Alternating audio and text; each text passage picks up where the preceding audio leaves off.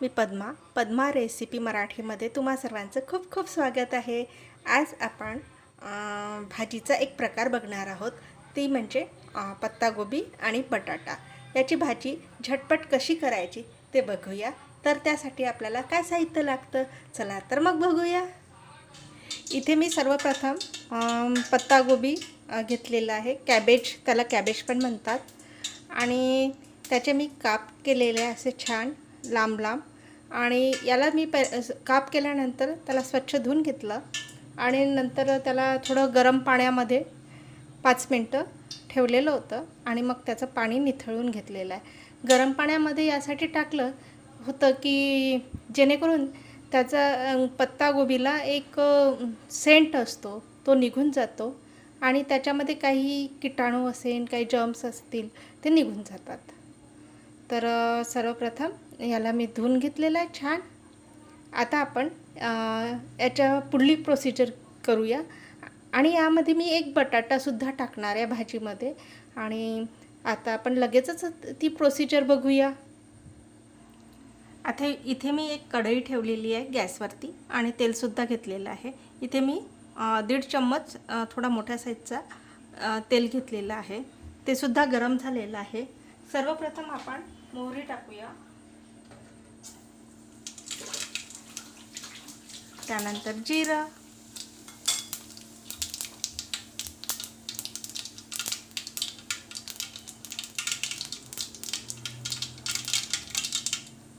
जिरं फुललं की कांदा,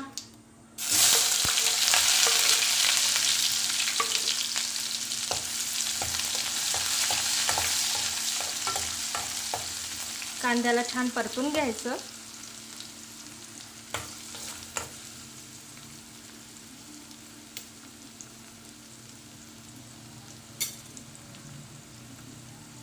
कांदा मी एक घेतला होता आणि त्याला छान बारीक काप केले होते। त्याचे बारीक काप केले की पटकन शिजतो तो, आणि छान परतून घ्यायचं त्याला। थोडा गॅसची फ्लेम मोठी केली तरी चालेल यावेळेस।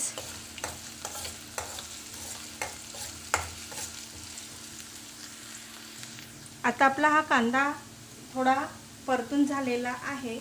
आता आपण त्यामध्ये एक टोमॅटो टाकूया, तो सुद्धा मी बारीक छान कापून घेतलेला होता। आणि त्याच्यासोबत आपण 2 मिरच्या कापलेल्या होत्या, त्या टाकूया आणि याला छान परतून घेऊया।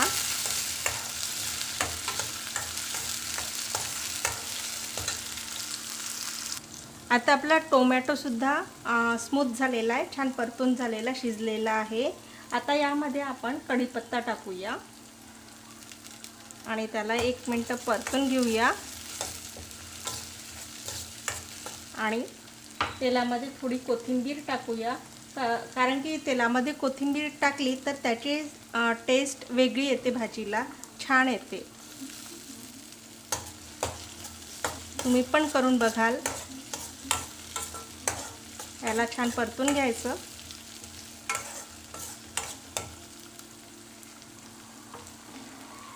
आता आपण रोजच्या वापरणीतले मसाले यूज करणार आहोत, फार विशेष कुठले मसाले यूज करणार नाही आहेत। आता आपण अद्रक लसूण पेस्ट टाकूया, 1 चम्मच। त्याला छान मिक्स करून घेऊया।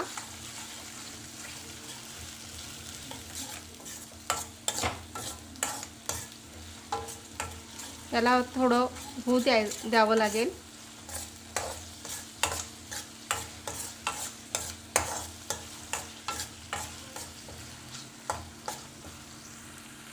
आता आपण यामध्ये तिखट मीठ टाकूया।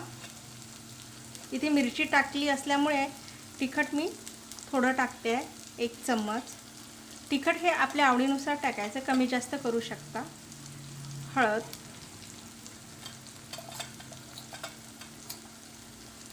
थोडं जिरं पावडर आणि थोडा काळा मसाला, यांना सर्वांना परतून घेऊया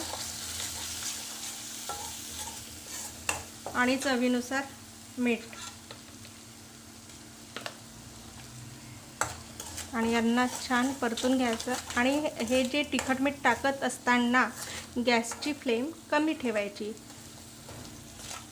नाहीतर ते करपून जाण्याची भीती असतं. आता हे परतून झालेलं आहे छान. आता आपण यामध्ये जी कॅबेज कापून घेतलं होतं ते टाकूया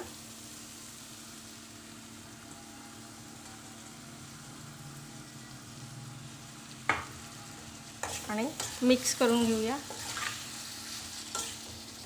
सोबत आपण एक बटाटाचा काप केलेला होता तो सुद्धा टाकूया.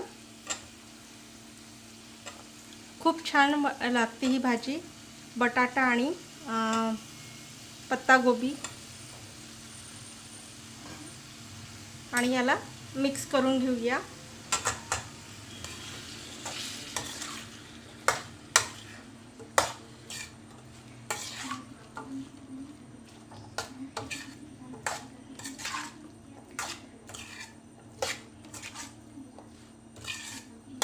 हे छान मिक्स करून झालेलं आहे. आता आपण याच्यावरती एक प्लेट झाकून ठेवूया आणि त्याला स्लो आचेवरतीच होऊ द्यायचं, तरच ही भाजी खूप छान वाटते. स्लो आचेवरती होऊ दिले की. आणि त्यानंतर आपण चेक करूया. आता आपले 5 मिनटं झालेले आहेत. आता आपण याला चेक करूया.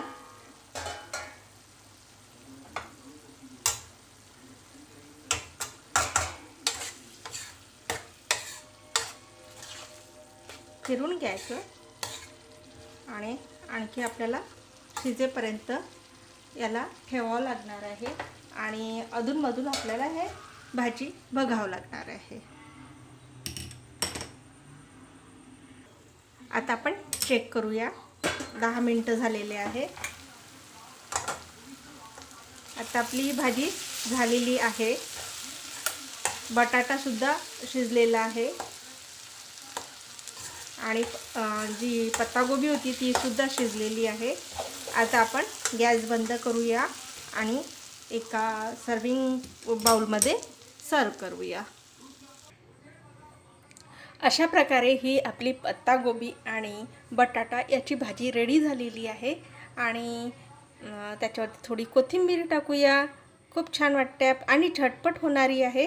टिफिनसाठी तर अगदी योग्य आहे आणि झटपट होते.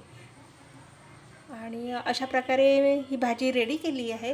तुम्ही पण करून बघा आणि आवडली असेल लाईक करा, शेअर करा, सबस्क्राईब करा आणि सोबत बेल आयकॉन आहे त्यालासुद्धा क्लिक करा बरं का, जेणेकरून मी कुठलंही नवीन रेसिपी लोड करेल तर तुम्हाला त्याचे नोटिफिकेशन येत राहील. आणि वेळात वेळ काढून तुम्ही माझी रेसिपी बघितल्याबद्दल खूप खूप धन्यवाद. थँक्यू. Bye bye. पुन्हा भेटूया एका नव्या रेसिपीसोबत.